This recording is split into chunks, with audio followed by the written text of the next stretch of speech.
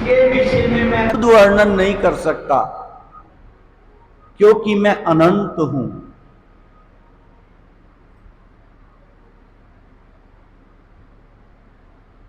और 40वें श्लोक में, 10वें अध्याय के 40वें श्लोक में जाकर भगवान बोलते हैं, 41वें में, न अंतमं दिव्यानाम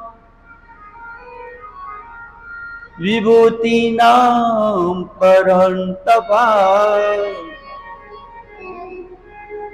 ईशा तदुदेशतः प्रोक्तो विभूते विशता।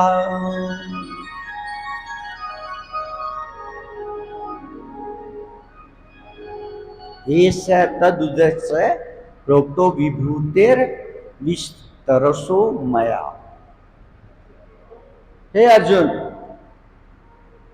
न अंत है, अंत नहीं है, मम मेरी, दिव्या नाम दिव्य, विभूति विभूति विभूतियों का, विभूति विभूति का अर्थ है शक्तियां।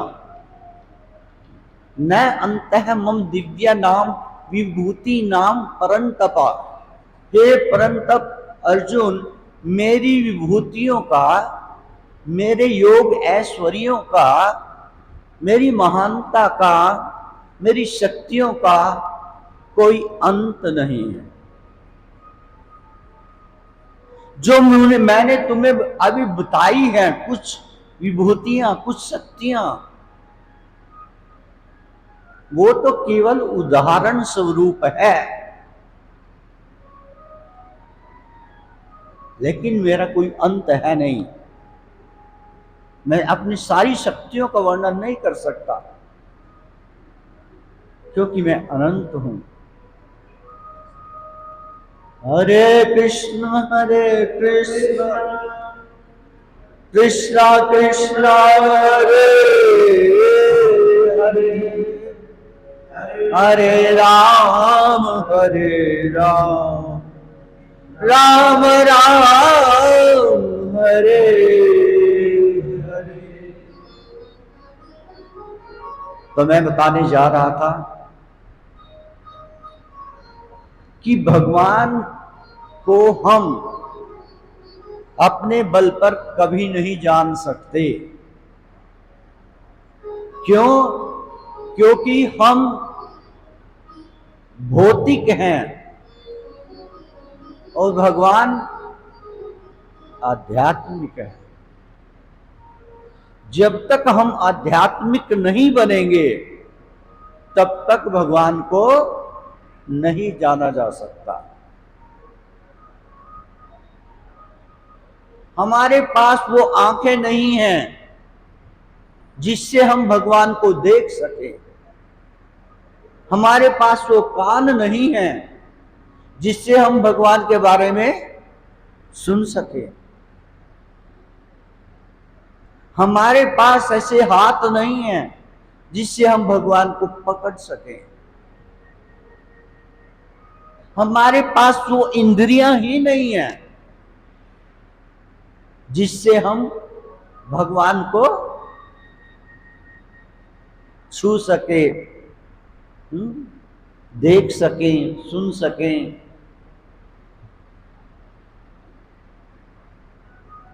लेकिन भगवान इसका उपाय सुझाते हैं। क्या कहते हैं? हे अर्जुन, यदि किसी ने मुझको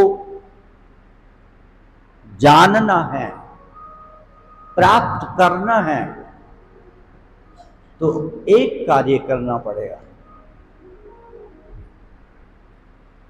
10वें अध्याय का 10वां श्लोक, गीता के 10वें अध्याय का 10वां श्लोक, तेषां सतत युक्तानां भजतां प्रीतिपूर्वकं ददामि बुद्धियोगं येन मामुपयान्ति ते। हे अर्जुन, तेषाम तेषाम सतत युक्ता नाम, तेषाम का अर्थ है उनके लिए। किन के लिए? सतत युक्ता नाम, सतत का अर्थ है निरंतर, युक्ता नाम का अर्थ है लगे हुए। तेषाम सतत युक्ता नाम, जो लगातार लगे हुए हैं उनके लिए। किस चीज में? भजताम प्रीति पूर्वकम, मेरे भजन में प्रीति से, प्रेम से लगे हुए हैं। भजताम प्रीति पूर्वकम। हे अर्जुन, जो लोग, जो मनुष्य मेरे भजन में प्रेम से, श्रद्धा से लगे हुए हैं,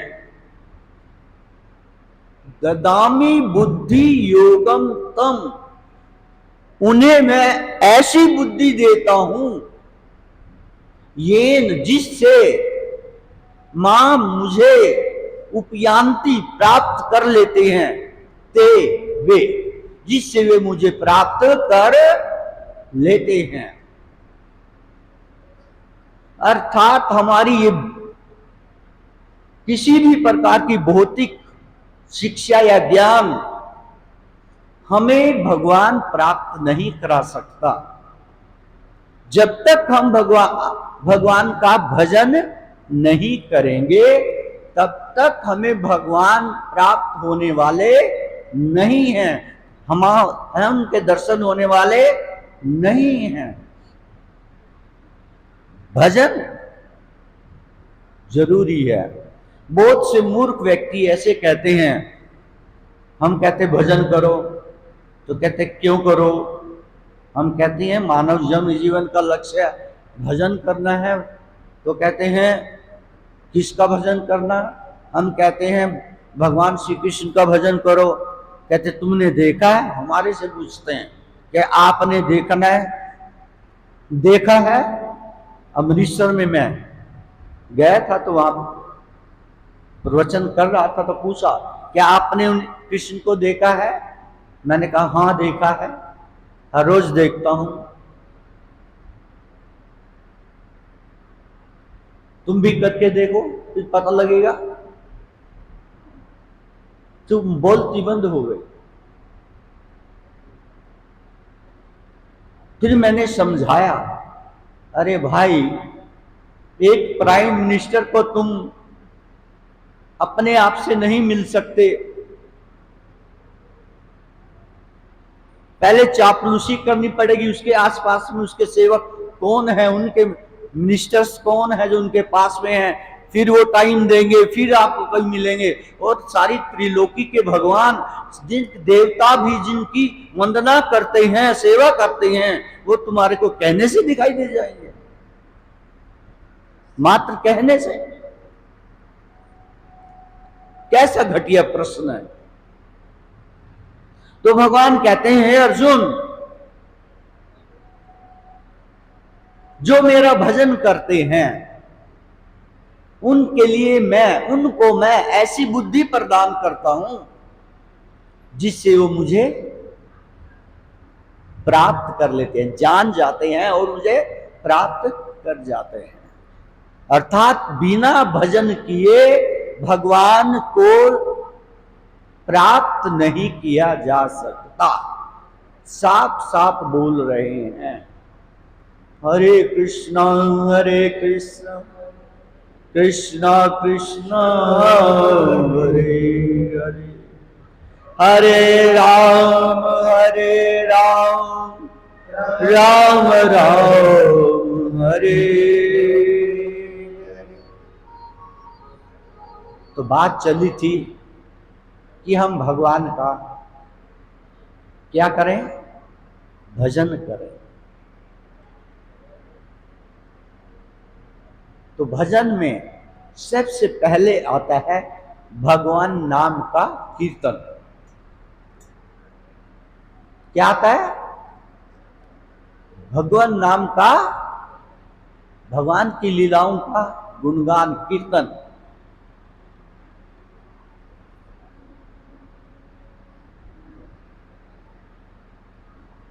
तो कीर्तन करने से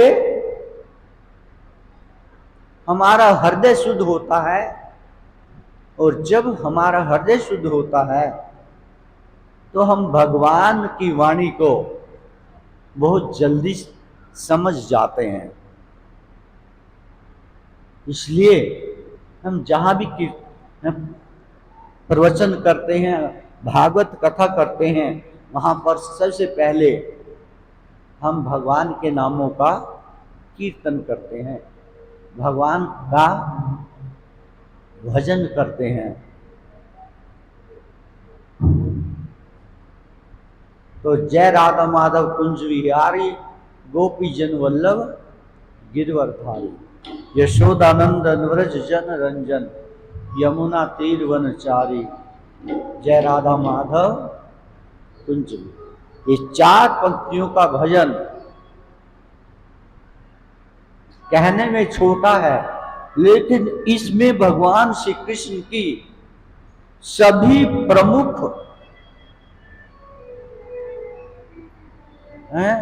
ब्रज की लीलाएं आ गई।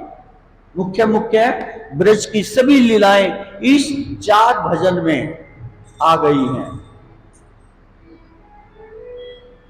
और भगवान अपनी लीलाओं को सुन करके बड़े प्रसन्न होते हैं। तो सभी गाएंगे मेरे साथ।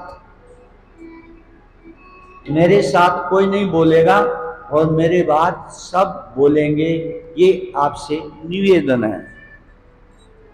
जय राधा माधवा जय कुंज विहारी,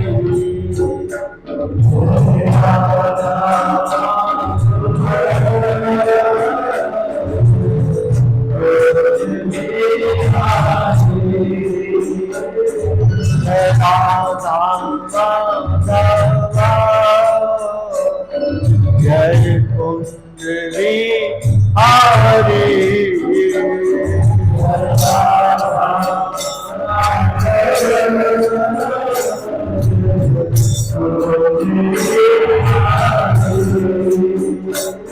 जय गोपी जन वल्लभा, जय गिरिवर धारी,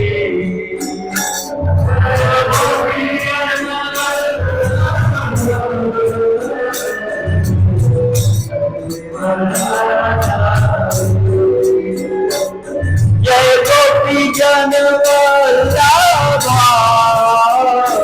जय गिरिवर धारी, जय गोपी जन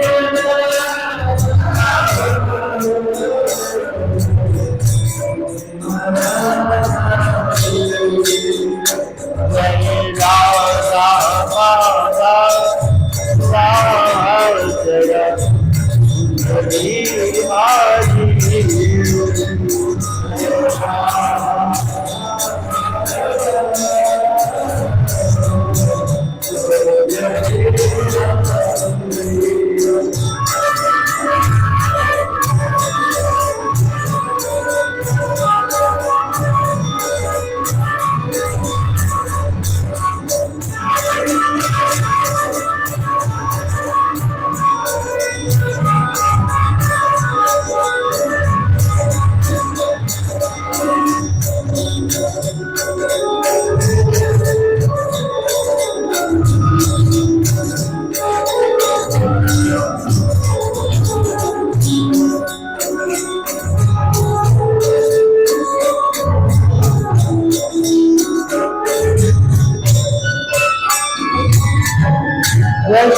यशोदानंदन व्रज जन रंजन,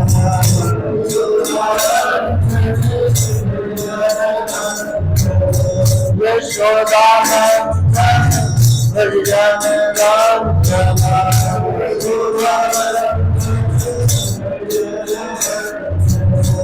यमुना तीरावनचारी,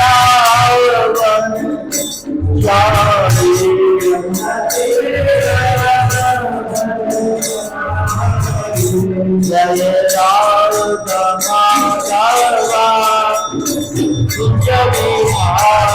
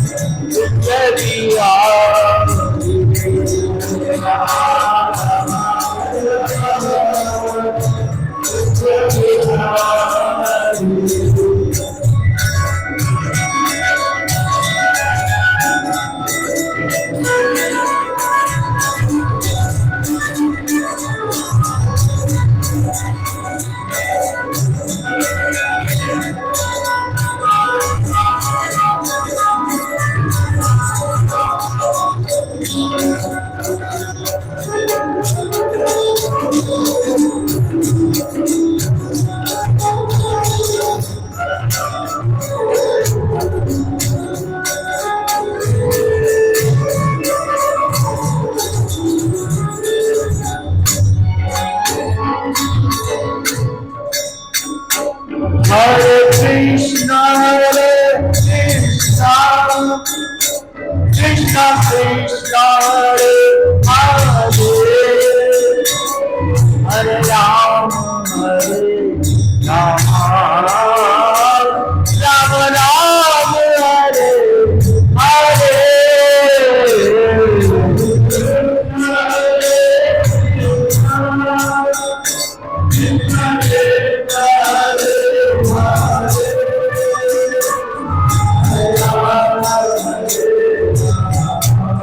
सभी बोलिए, सभी बोलिए। Hare Krishna,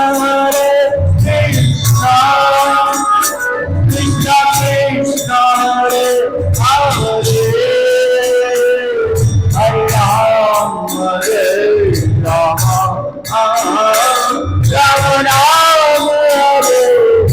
Hare Krishna, Krishna Krishna, Hare Ram, Ram Ram, Hare Hare.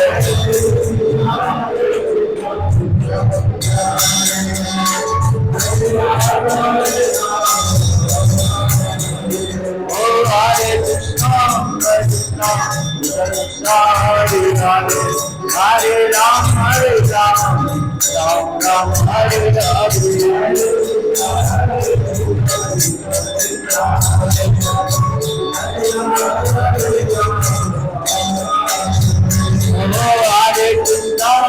Krishna, Krishna Hare Hare, Hare Ram, Ram Ram, Hare Hare.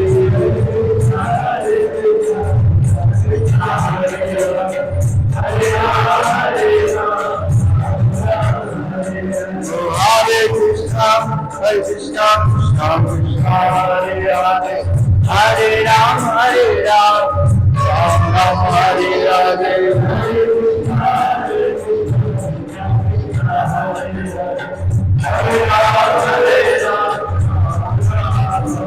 Hari Bol, Hari Bol, Hari Bol, Hari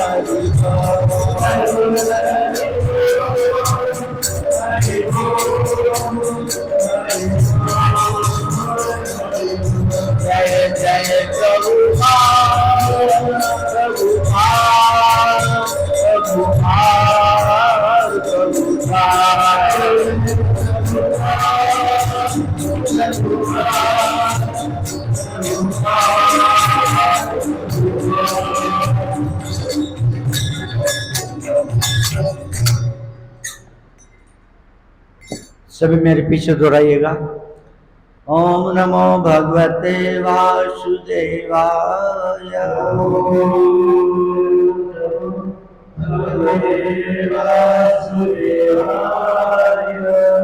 ओम नमो भगवते वासुदेवाय।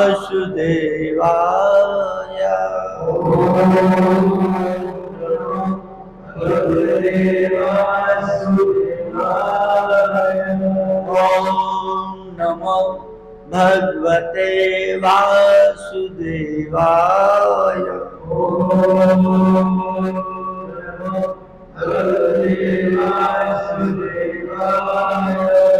नारायणं नमस्कृत्य नरं चैव नरोत्तमं देवीं सरस्वतीं व्यासं ततो जयमुदीरयेत्। नष्टप्रायेषु अभद्रेषु नित्यं भागवत सेवया भगवती उत्तम श्लोके भक्तिर्भवती नैष्ठिकी। हे कृष्ण करुणा सिंधु दीनबंधु जगत्पते गोपेश गोपी कांत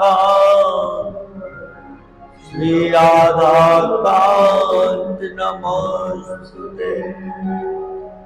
तप्त कांचन गौरांगी श्री राधे वृंदावनेश्वरी वृषभानुसुते देवी प्रणमामि हरिप्रिये। नमो विष्णुपादाय कृष्णप्रेष्ठाय भूतले श्रीमते भक्तिवेदांत स्वामिनिति नामिने। नमस्ते सरस्वती देवी गौरवाणी प्रचारिणे निर्विशेष शून्यवादी आचार्य देशतारिणे। जय श्री कृष्ण चैतन्य प्रभु नित्यानंद श्री अद्वैत गदाधर श्रीवासादि गौर भक्त वृंदा। हरे कृष्णा कृष्णा कृष्णा हरे हरे हरे राम राम राम हरे हरे।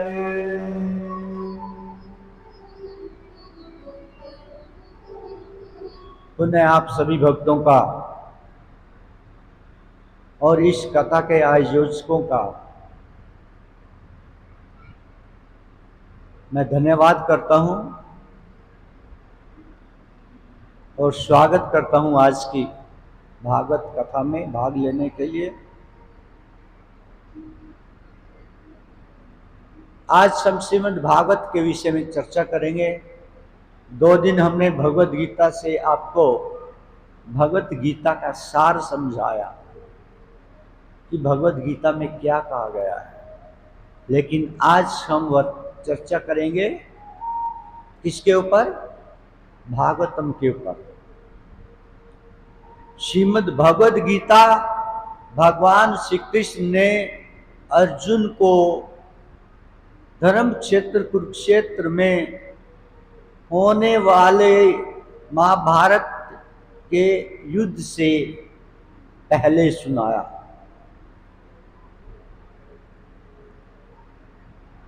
तो जो गीता है वो भगवान श्री कृष्ण के द्वारा बोली गई है जो कि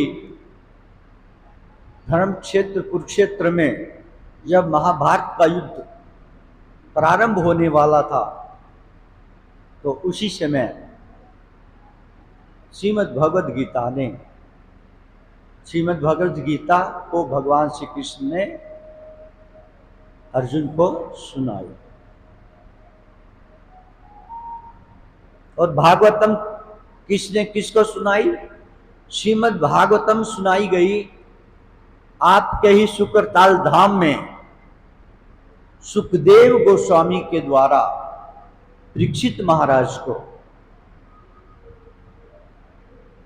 फर्क सुन लीजिएगा, जब मैंने आपसे पूछा था कि गीता और भागवत में क्या फर्क है आप जानते हैं, तो 2-3 नाम ही, तो 2-3 हाथ उठे थे, बाकियों का पता ही नहीं था बाकियों को कि गीता अलग है भागवत अलग है।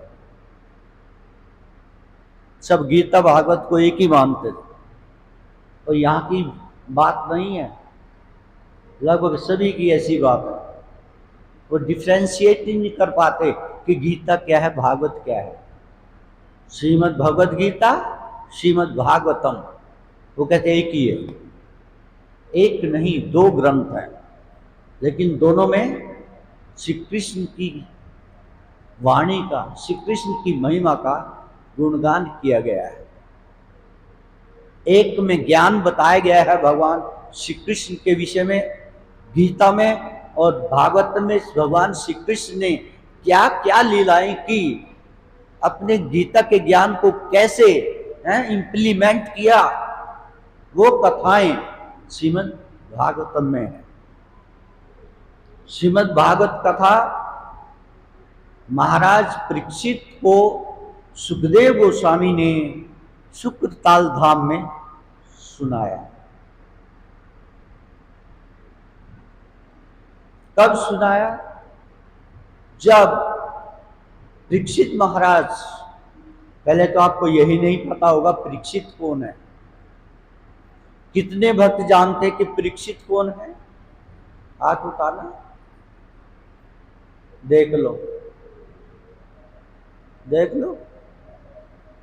5-6 लोगों को पता है बस परीक्षित कौन है, और भागवत कथा सुनते हैं, उसके बाद भी नहीं पता।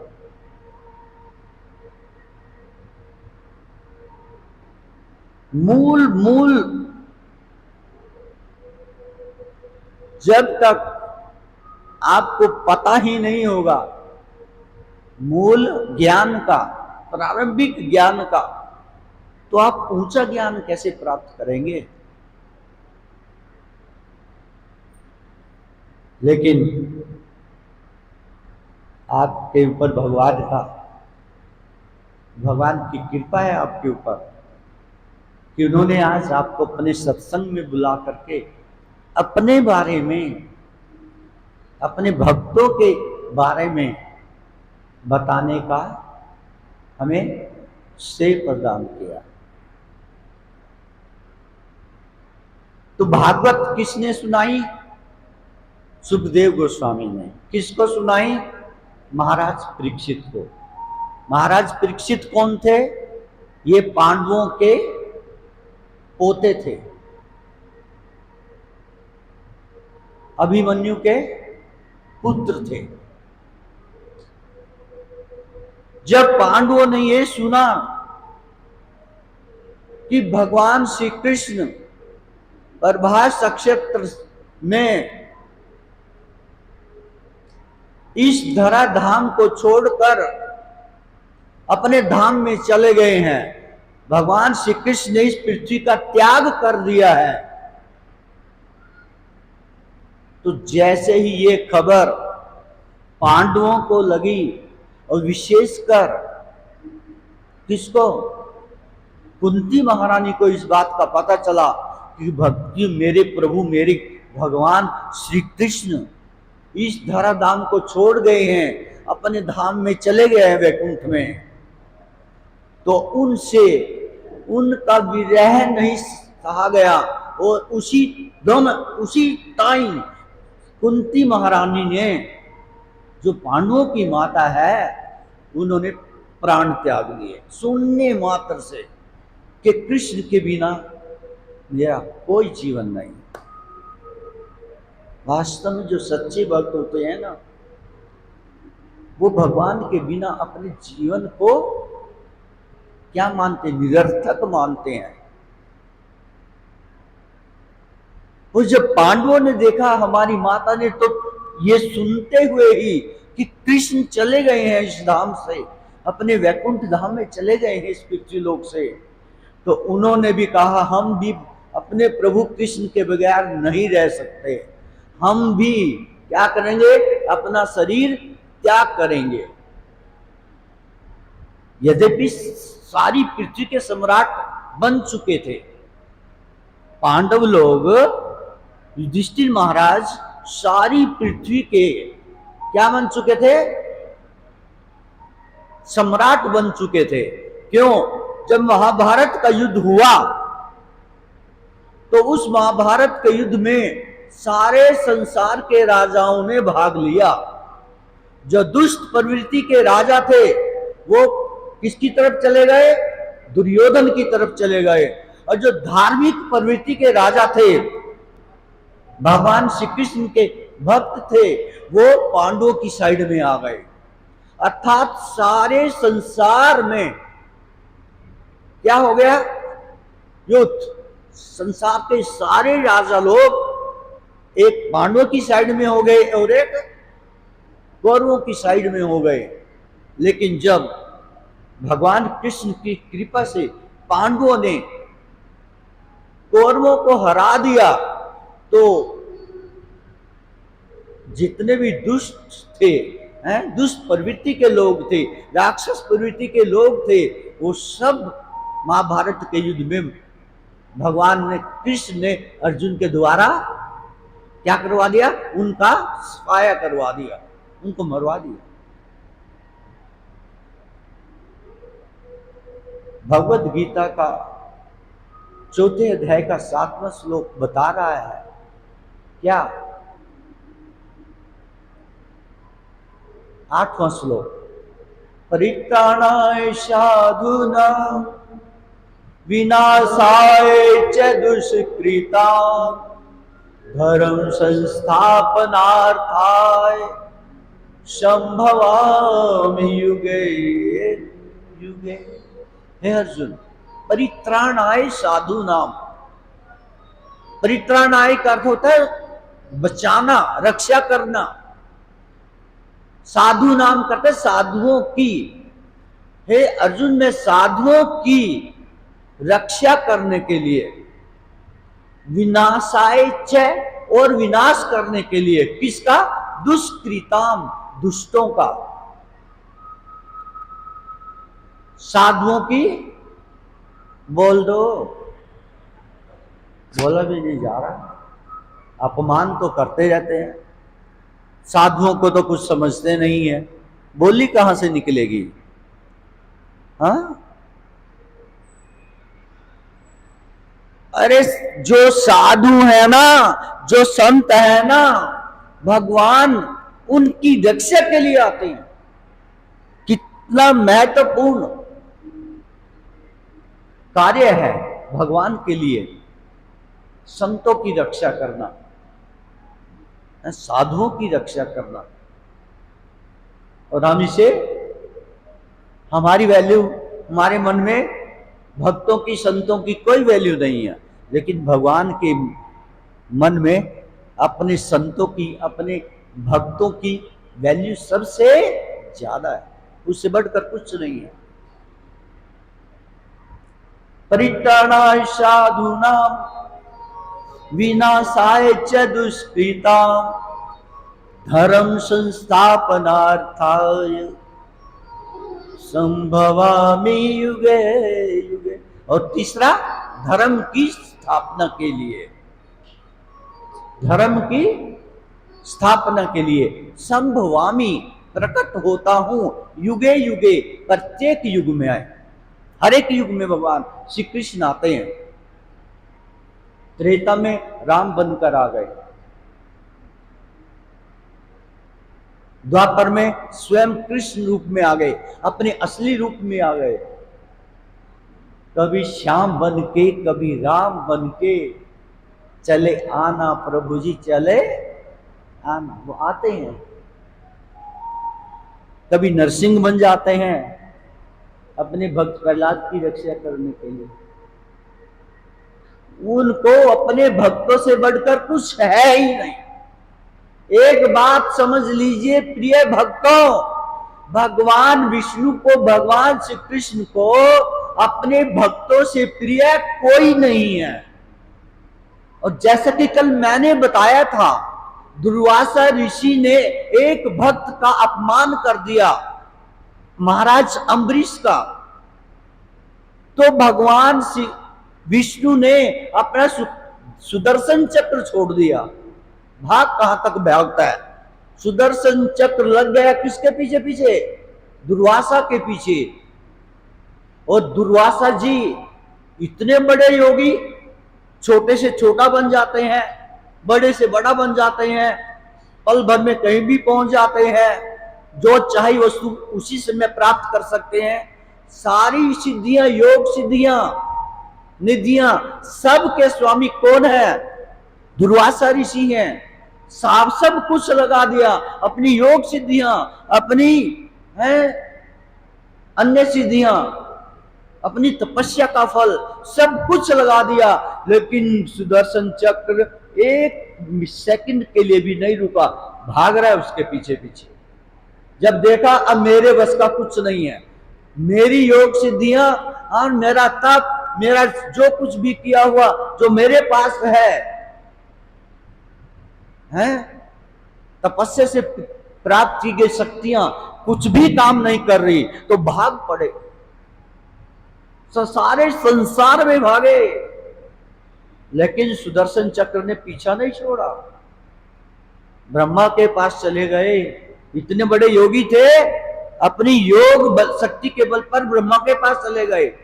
ब्रह्मा से याचना करी, बचाओ इस चक्र से, ये तो मेरे शरीर को जला देगा, इस चक्र से मेरी रक्षा करो। ब्रह्मा जी ने कहा ये भगवान विष्णु का चक्र है, मैं नहीं रोक सकता, आगे भागो। किसके पास आई? भोलेनाथ के पास आई। प्रभु आपकी शरण में हूं, रक्षा कर दो इस चक्र से, नहीं तो जला के मार देगा मेरे को। भोलेनाथ बोले वैष्णव का अपराध करते हैं,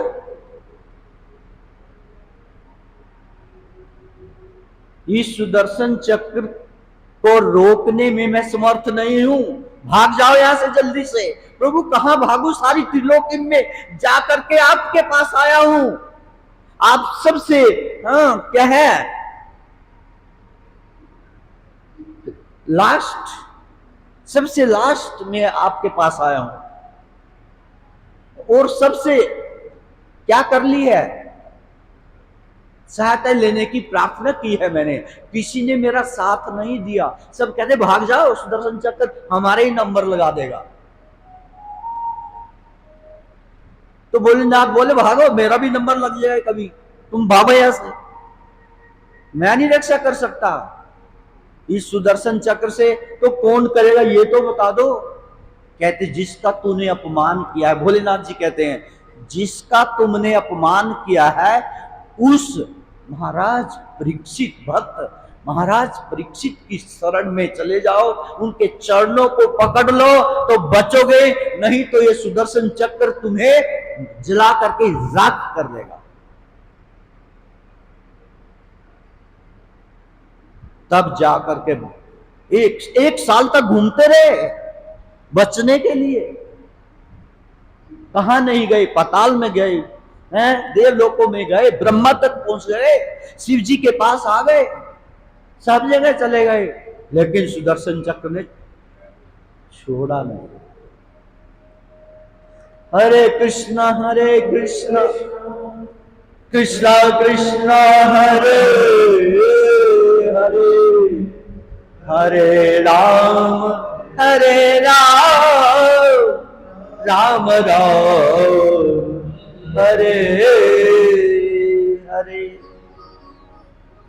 दौड़े दौड़े आए महाराज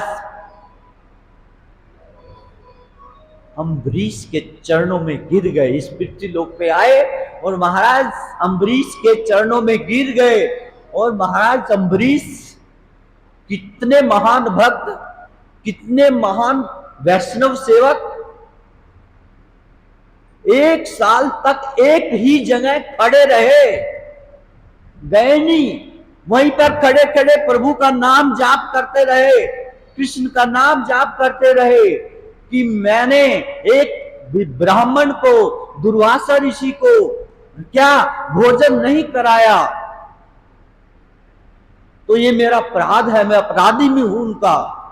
जब तक वो नहीं आएंगे और मेरे हाथों से नहीं खाएंगे तब तक मैं भोजन नहीं लूंगा, तब तक मैं इस स्थान को छोड़ के नहीं जाऊंगा। 1 साल तक वहीं खड़े रहे। कैसे भक्त थे अम्बरीश। जब दुर्वासा जी आए, उनके चरण पकड़ने लगे तो तुरंत उठा लिया, हे प्रभु, हे दुर्वासा ऋषि, ये सब मेरी गलती से हुआ है, आपकी कोई गलती नहीं है, मेरा ये अपराध क्षमा कर दीजिएगा। क्या अपराध भी कुछ नहीं था, क्या अपराध था। अब भागवत कथा में आ गया हूं तो भागवत कथा की ही कथाएं सुनाऊंगा। तो भागवत में ही ये कथा है क्या कि दुर्वासा ऋषि 10,000 शिष्यों के साथ चलते हैं। कितने बोलो? 10,000 शिष्यों के साथ चलते हैं। तो देव ऋषि, जो दुर्वासा ऋषि ने जब वो देवलोक में थे तो सारे देवताओं से सुना कि महाराज अम्बरीश भगवान नारायण के बहुत बड़े भक्त हैं। इतने बड़े भक्त हैं कि भगवान ने उनके लिए सुदर्शन चक्र छोड़ा रखा है, उनके राज्य की सुरक्षा के लिए। भगवान उनका खाना, बोलना, सोना, उठना, सब कार्य केवल भगवान कृष्ण के लिए है। वो बड़े अनन्य भक्त हैं। तो जब दुर्वासा ऋषि ने ये सुना देवताओं के मुख से, तो वो आए कि मैं चेक करता हूं। मैं क्या करता हूं? मैं चेक करता हूं। चेक का मतलब हिंदी में टेस्ट। ओ टेस्ट नहीं है तो इंग्लिश है। चेक का मतलब क्या कहेंगे? परीक्षण। मैं परीक्षण करता हूं, चेक करता हूं मैं कि ये क्या वास्तविकता है। थोड़ी क्या हो गई, उनको अभिमान आ गया। किसको? दुर्वासा ऋषि को। अरे मैं इतना बड़ा तपस्वी, सारी योग सिद्धियां मेरे पास, मैं कुछ भी कर सकता हूं, मेरा तो देवता लोग गुणगान नहीं कर रहे, एक भी मेरे बारे में नहीं कोई मेरी प्रशंसा कर रहे हैं, मेरे बारे में कोई कुछ नहीं बोल रहा। किसके बारे में बोल रहा है? वो पृथ्वी लोक के राजा जो हमेशा पाप में रत रहते हैं, उनकी क्या कर रहे हैं? अम्बरीश की प्रशंसा कर रहे हैं, गुणगान कर रहे हैं। चलो देखता हूं। तो आए,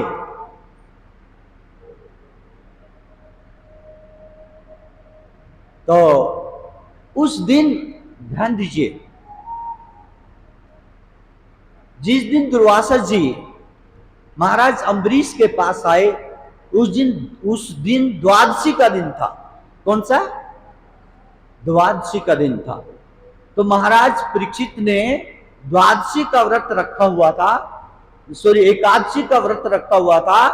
और द्वादशी वाले दिन जो पारण का टाइम था, क्या पारण का टाइम होता है 2-3 घंटे का, उसी समय कुछ अन्न खा लेना चाहिए जिससे व्रत क्या हो जाए? पूर्ण हो जाए। तो द्वादशी के दिन उस समय में आए अपने 10,000 शिष्यों के साथ। जब पारण के टाइम में लगभग आधा घंटा पड़ा हुआ था,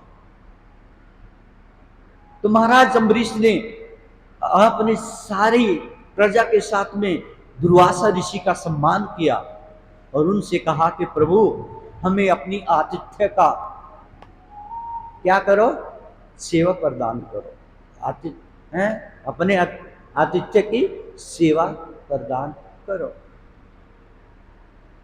तो दुर्वासा ऋषि ने कहा ठीक है, अभी हम आते हैं। पास में ही गंगा जी बह रही है, गंगा जी में स्नान करके बस अभी आते हैं और फिर आपका क्या लेंगे, आपके यहां पर भोजन लेंगे। ठीक है महाराज। महाराज अम्बरीश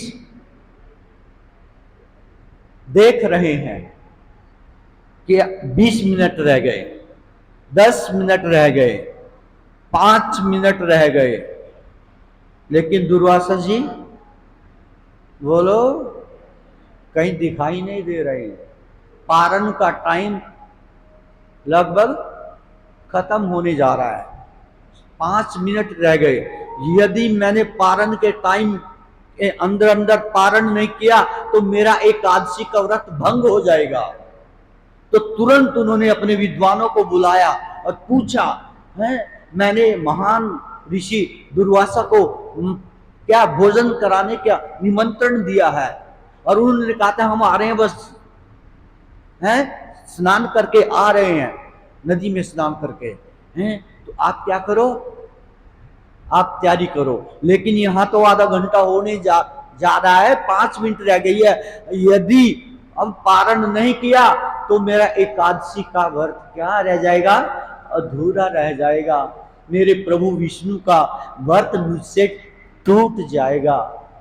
मेरी रक्षा करो मेरे विद्वान ब्राह्मणों, मैं क्या करूं। तो विद्वान, सारे विद्वान ब्राह्मणों ने महाराज अम्बरीश को कहा कि एक काम करो महाराज, आप तुलसी लेकर के, क्या तुलसी लेकर के आप थोड़ा सा पानी पी लो, तुलसी लेकर के थोड़ा पानी पी लो, क्योंकि पानी अन्न में नहीं आता है, तुलसी भी अन्न में नहीं आती है। तो तुलसी लेकर के तो पानी पी जाओ। आपका यदि आप ये सोच करके पानी लेते हैं कि मैं व्रत तोड़ रहा हूं, तो पानी अन्न का काम करेगा। और यदि आप ये सोचते हो कि मैं क्या कर रहा हूं, एकादशी का व्रत कर रहा हूं और पानी से मेरा क्या टूट जाएगा, पानी पीने से व्रत टूट जाएगा, तो फिर वो पानी काम नहीं करेगा,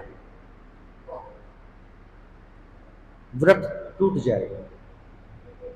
तो ये दोनों काम करता है। आप ये संकल्प करके कि मैं अपने व्रत को क्या कर रहा हूं, अपने व्रत को पूर्ण करने के लिए मैं जल ग्रहण कर रहा हूं और पत्ता ग्रहण कर रहा, तुलसी ग्रहण कर रहा हूं, तो मेरे इस एकादशी के व्रत को सफल कीजिएगा। भगवान विष्णु से ये प्रार्थना करके दुर्वासा ऋषि ने वो थोड़ा सा एक घूंट जल ले लिया। और उधर तो महाराज दुर्वासा कहां पर थे, नदी में क्या कर रहे थे, स्नान कर रहे थे, जानबूझ करके लेट कर रहे थे, जानबूझ करके क्या कर रहे थे, देरी कर रहे थे कि देखते हैं ये क्या करता है, क्या ये शास्त्रों के अनुसार चलता है, ये शास्त्रों के विरुद्ध कार्य करता है। तो जब देखा देव महर्षि दुर्वासा ने कि लो इसने तो 4:30 से 2 मिनट पहले पानी पी लिया, तुलसी जल डाल करके, वहीं से बैठे बैठे दिव्य चक्षुओं से देख लिया। वो तो तीनों लोगों को देख सकते हैं एक जगह में से, सारी सिद्धियां हैं उनके पास। नदी में स्नान करते करते देख लिया क्या कि उसने तो व्रत तोड़ लिया। बड़ा क्रोध आया और क्रोधित होकर आए तो महाराज अम्बरीश ने खड़े होकर के स्वागत किया, है दुष्ट, अपने आप को भगवान विष्णु का भक्त कहते हो और भक्तों का अपमान करते हो। मेरे को कहा कि भोजन कीजिएगा, मुझे खुद क्या दिया, आमंत्रण दिया भोजन करने का, और मेरे से पहले तुमने ले लिया है। ये कौन सी मर्यादा है? तुम तो साधारण मर्यादा भी नहीं जानते कि एक साधु का सम्मान कैसे करना चाहिए, और पागल हो गए हैं सारे देवता सारे। तुम्हें क्या कहते हैं, भगवान विष्णु का बड़ा शुद्ध भक्त बोलते हैं। इतना क्रोध आया, इस धृष्टता के लिए मैं तुम्हें दंड दूंगा। दुर्वासा ऋषि क्रोधी ऋषि के रूप में शास्त्रों में जाने जाते हैं। बहुत क्रोध आता है उनको, छोटी छोटी बात पे क्रोध आ जाता है। इतना कुपित हो गए कि अपने कमंडलू से जल लिया और जल लेकर के नीचे फेंका, और जैसे ही जल नीचे लिया, नहीं सोरा, अपनी जो ये जटा, अपनी जटा से एक बाल लिया। ये दूसरी कथा थी जल वाली, वो भी दुर्वासा ऋषि की है, वो बाद में सुनाऊंगा, ठीक है। तो अपनी जटा से एक बाल लिया, पृथ्वी पे पटक दिया, और जैसे पृथ्वी पर पटका, एक भयानक राक्षसी प्रकट हो गई। उसको ऑर्डर किया, जाओ मार दो इसको, खा जाओ इस राजा को, ये दुष्ट है, ये ब्राह्मणों का, ये तपस्वियों का सम्मान नहीं करना जानता, भक्तों का सम्मान करना नहीं जानता।